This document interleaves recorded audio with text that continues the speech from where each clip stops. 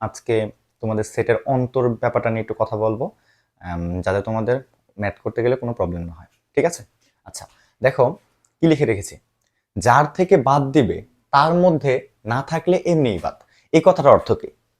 অর্থাৎ যখন তুমি একটা সেট থেকে অন্য একটা সেটকে বাদ দিবা, ধরো এই একটা উদাহরণ লিখে রাখছি, এই একটা হচ্ছে একটা সেট, তার থেকে তুমি এই সেটটাকে বাদ দিতে চাও। দেখো এই সেটের মধ্যে কি আছে? সিডি। সিডি কি এখানে আছে? অর্থাৎ যার থেকে বাদ দিবা তার মধ্যে কি আছে? নাই। তার মানে সিডি এমনিই বাদ। অর্থাৎ এখানে ফলাফলটা কি হবে? A B 1 2। বুঝতে পেরেছো?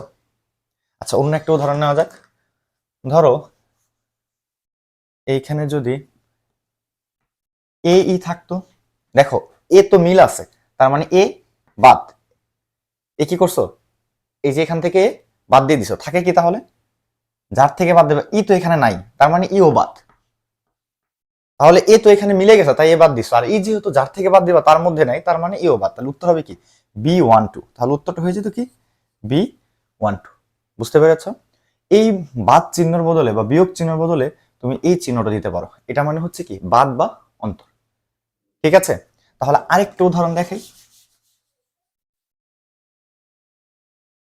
ধরো এ বি সি থেকে তুমি বাদ দিয়েছ বিসি।